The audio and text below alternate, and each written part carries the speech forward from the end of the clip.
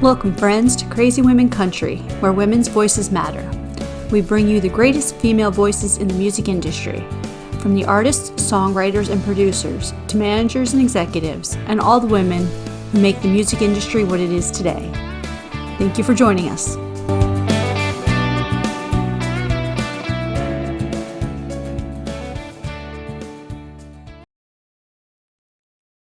Hello and welcome to another episode of Crazy Women Country. And today we have the band Wanted with us. How are you guys doing?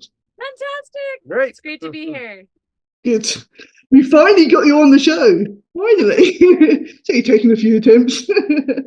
All good. Okay, so the hardest question you're ever going to be asked. Who is the band Wanted? Oh, that's such a great question. Good. I'm just part of the equation. My name is Cande Carpenter, and I'm half of the band Wanted. Joshua Carpenter is my husband, and he's the other half of the band Wanted here. We love what we do. We bring entertainment and music, and as often as we can to wherever we can. So Perfect.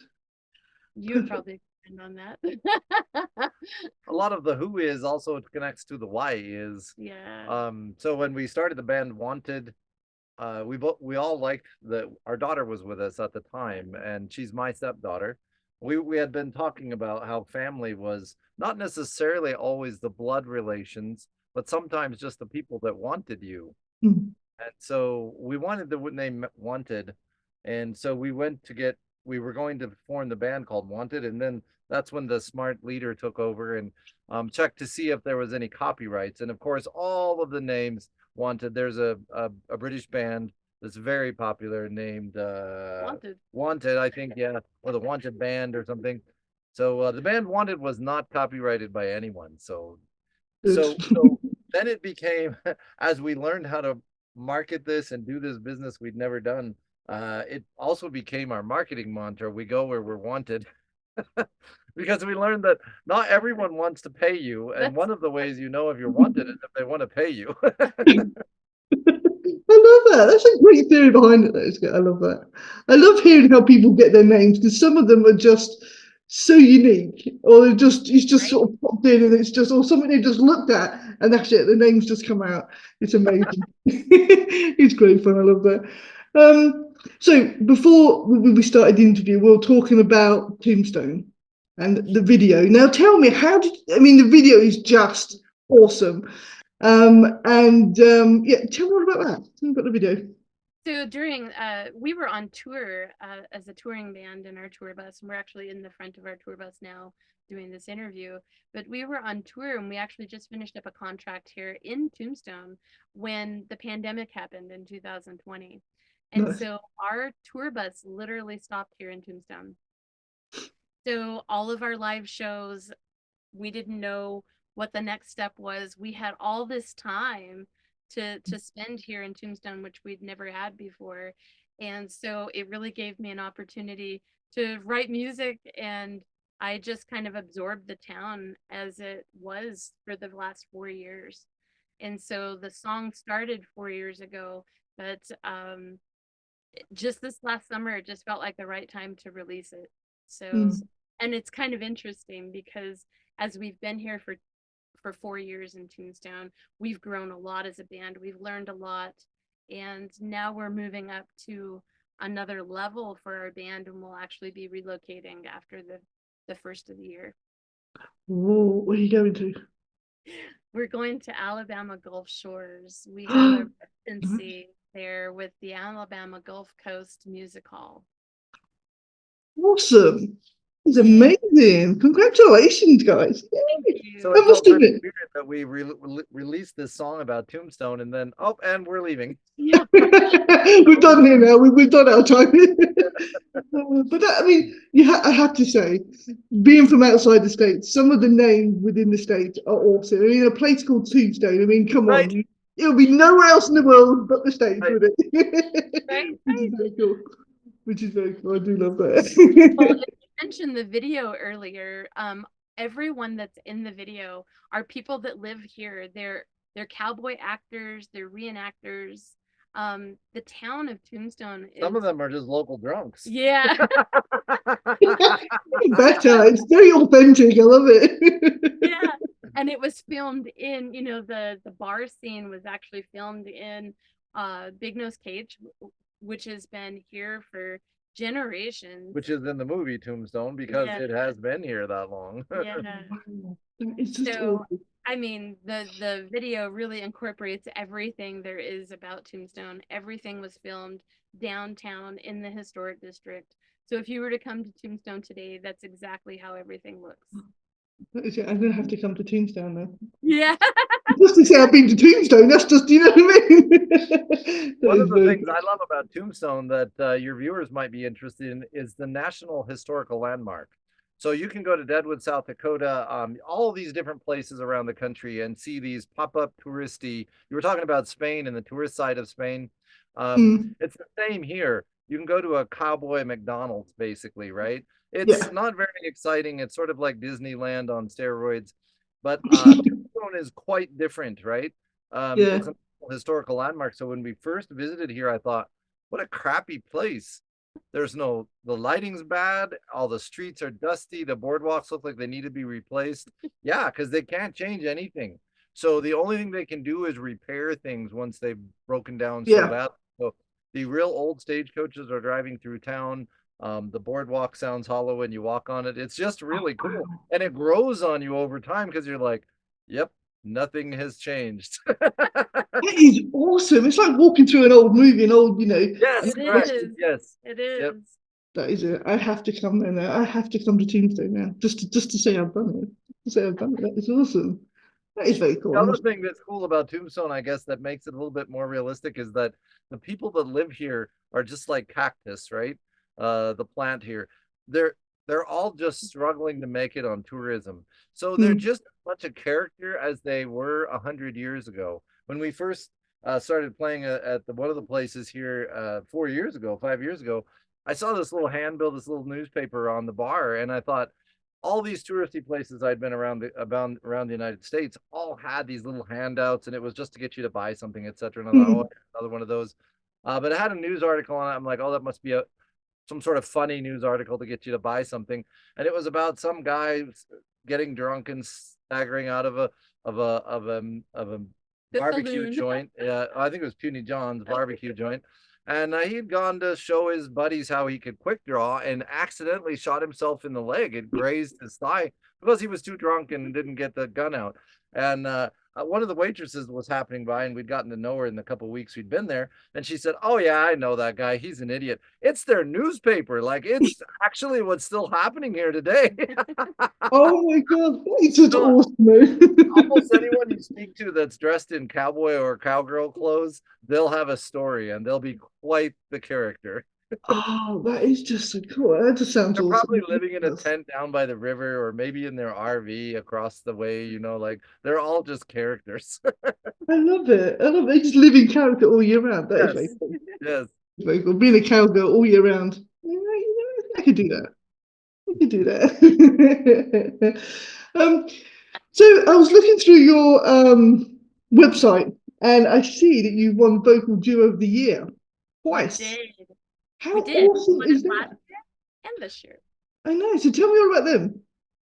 So we became members of ISSA 2022, and it's an organization that's growing rapidly. Really great relationships with other singer-songwriters, just building friendships and relationships. But we were nominated, and what's really cool about this award show is that you're nominated, and then your fans have to vote on you for a whole month, which makes you a finalist. And then it goes to a panel of judges that So are if your you're just peers. a studio band or just working out of your bedroom and you don't have any fans, you're not going to make it through to the final. But it's really a great experience. And even being judged by your peers, there's so much talent. We were so grateful to come away with anything this year because it just gets better and it's better. just the talent out there that you're competing in is just mind-blowing, so much talent. It shows you. Oh, hey, look at that. See, he's one we made earlier. Very relevant.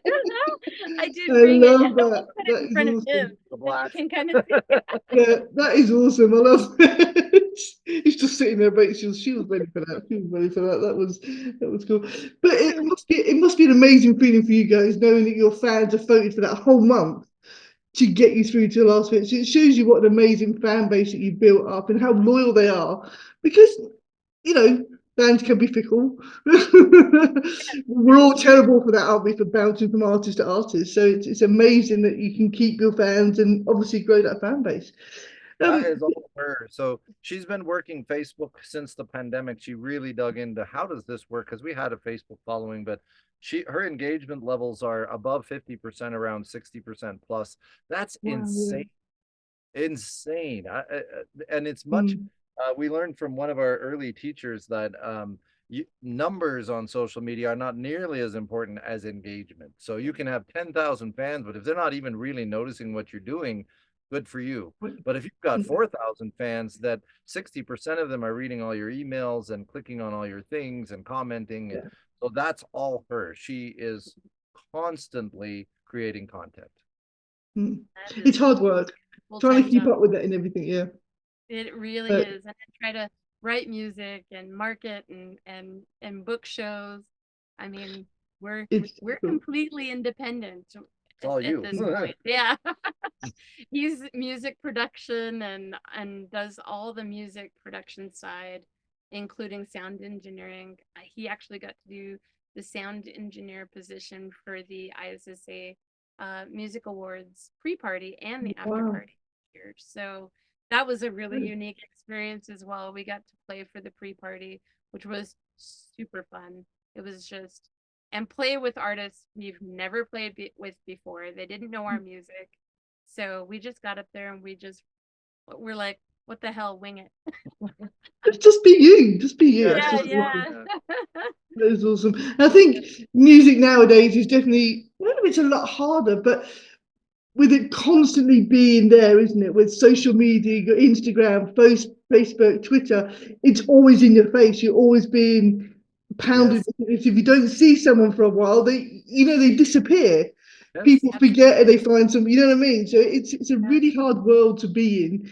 And obviously, back in the day, it was hard because they had to be out there and be noticed. Where now everybody's being noticed, but it's being noticed in the right way.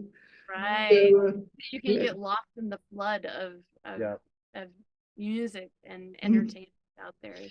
Yeah. One thing that we've built over the last 4 years, and we've built it very strong, is a fan club. So we have, and they named themselves. It was really cool. They're called the Band Wanted Outlaws, which is very fitting for the band Wanted. I think that works really well. It does. Yeah, they've been, and they're very encouraging. They're some of our strongest fans. It's a pay what you want subscription. And so then for that, then they get early merch.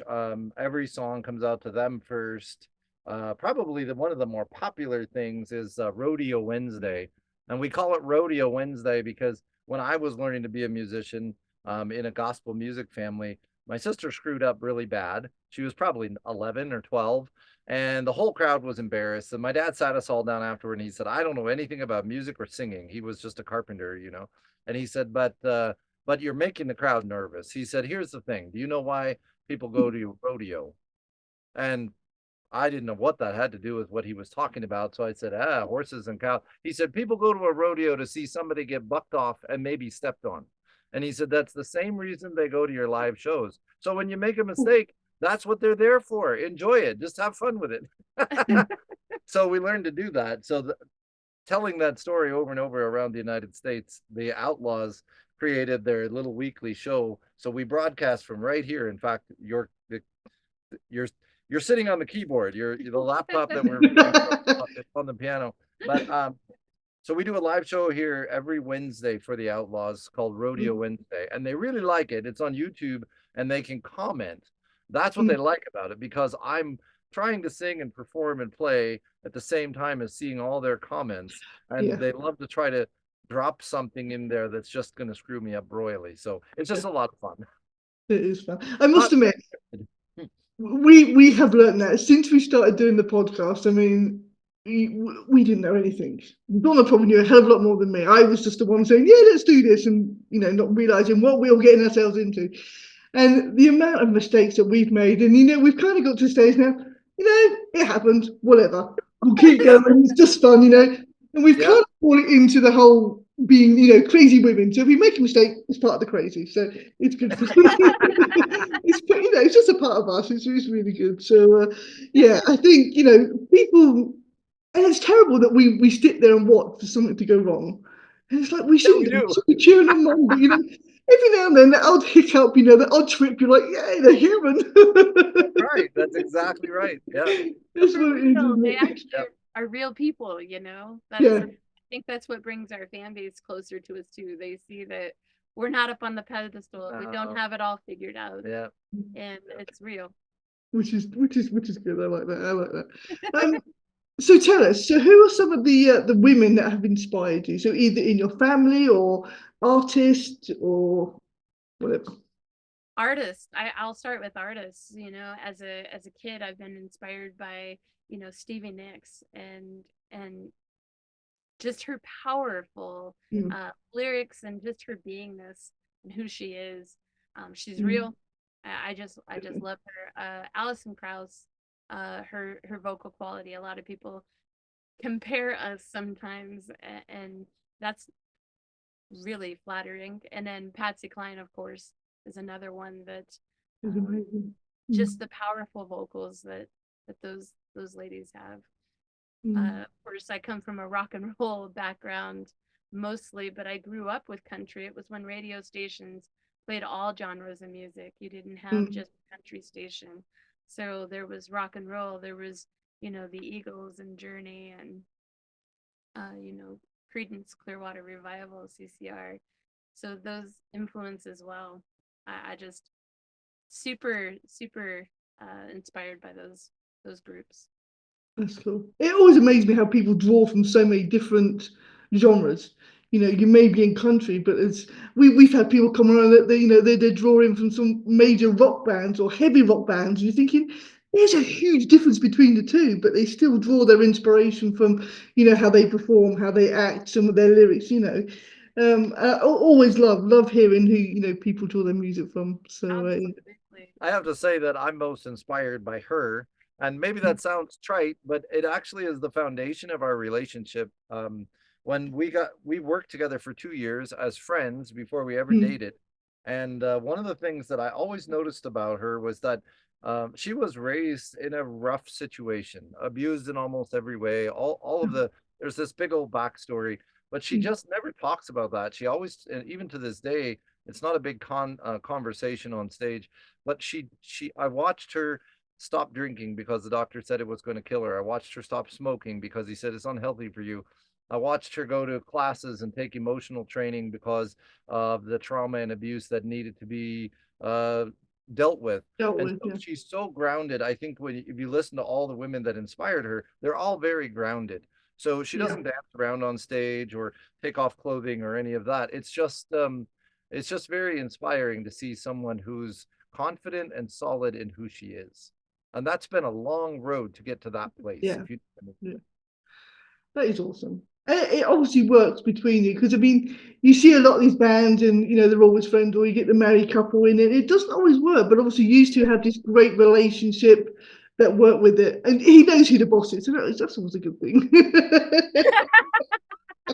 so that's a story. So I took over. So I had 12 years in the gospel music industry, and that was my first job from age 15 Mm, to 27. That's all I did was play the piano for my family and made money at that. We traveled yeah. around the country, 250 dates a year, 2 tour buses. So when Wow. we started our thing, it was sort of unexpected. I would walked away from music forever. I was going to be an electrician, and that was the company we had. But I took over when we decided to do this. She was Mm, diagnosed with breast cancer and survived, and I had a torn rotator cuff and tendon. So we had to close the company, and we sold the house, we bought the tour bus, and we just took a big old leap. This was 10 years ago. So I ran things because I had all the experience. I had no business experience. I was just a piano player, right? My mom ran the business, right? So I didn't yeah. know any. So for 4 years, I ran it into the ground. I mean, we lost money every month, right? And so Yeah. during COVID, I'm also a life coach, and I said to her, you know, if I was coaching us, I would never have me run this thing. And she just looked at me as if she'd been waiting for this for 4 years. I said, was I a good CEO at the electrical company? And she said, no. And I said, well, maybe you should take over. So she did. And she's made money every month for the last 5 years. So so it's no joke. She is my boss. And when we bring on, we're at the place now, we've brought on several band members for different periods of time. We're looking to do that again. And we're always very clear with them that she's the boss. In fact, we have some that haven't been able to work with us because right out the gate, it was like, nope, they're not, they just aren't going to work for her. Yeah. Thing, right? You've probably seen it in the industry, but it's a thing. Yeah, Sometimes definitely. they just don't want to work for a woman. It's just that simple. But I think that works in everything, though, doesn't it? I mean, music, it seems to be a real high thing that men don't always want to work for women. I'm not saying Yeah. it's a sexist thing, you just Yes. don't seem No, to it's want to true. do it. But in all walks of life, you do find that men do struggle working for women, Absolutely. Yep. which It's the I ego. always It's think, the male ego. You know, when we got together, she had had more partners than I had because I was very, very sheltered. Our first song, "You're My Kind of Crazy," talks about the fact that I didn't date till I was 27. I was too busy on this gospel music thing and had never dated yeah, a girl ever, not ever. So she'd had a lot more experience in that world than I had. So I told her early on, I said, you know, the male ego is fragile. And she's like, yeah. And I said, so, you know, when it comes to the sack, you know, you need to know, I need to know that I'm the biggest and the best you've ever had. And I said, yeah, I just need to know that. And she said, oh, well, you are. And I said, really? awesome. And she said, you just told me to tell you that. I don't know what. So now I'll never, never know. I'll You'll never never know. know. It'll be her little secret. I like that. That's But, good. but the Keep your ego's flame hanging intact. on. That is very cool. I love that. I really do. So tell me, what does the rest of 2024 have in store for you guys?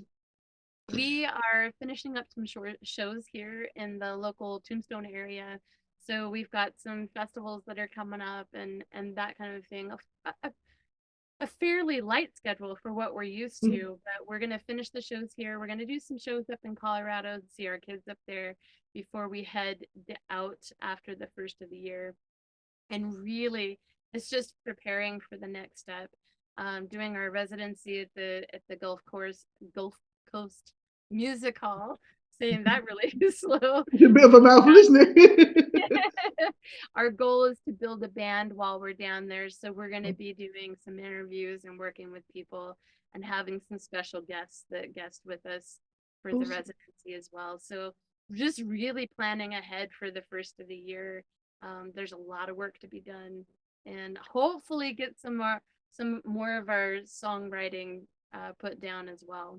So we're looking for a bass player and a drummer for sure. Those are kind of the back line that we need strongly. So if someone of your viewers wants to settle down in Alabama, at least for 6 Maybe months. settle down. Yeah, maybe settle down. We're not sure we're going to stay there because of the hurricane risk. We're going to be there in the off hurricane season. So we may end up moving north for the hurricane season, probably. Neither of us really fancy. We're not hurricane people. We haven't lived with that. So, No.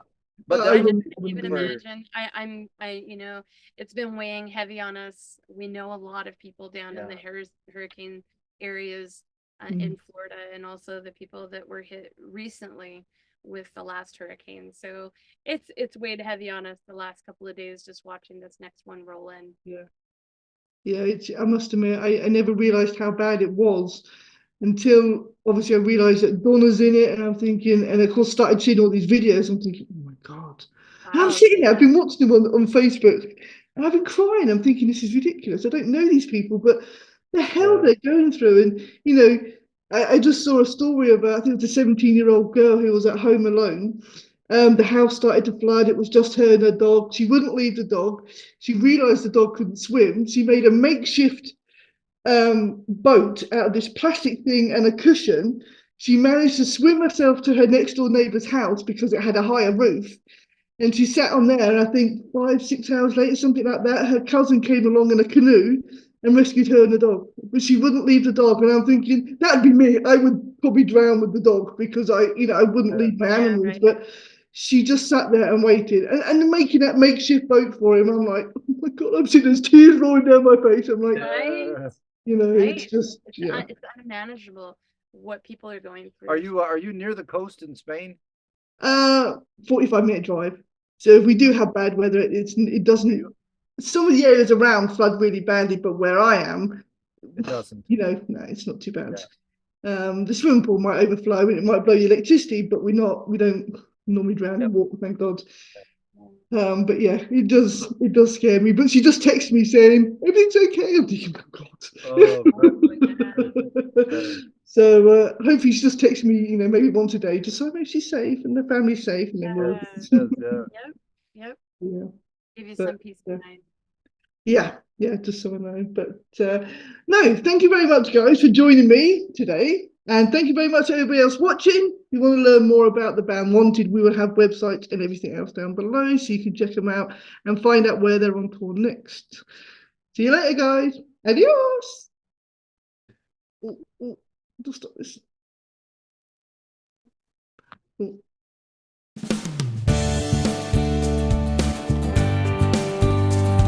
If you enjoyed today's episode of Crazy Women Country, don't forget to give us a thumbs up. Be sure to click the subscribe button for new interviews weekly. And thank you, friends, for joining us today on Crazy Women Country, where women's voices matter.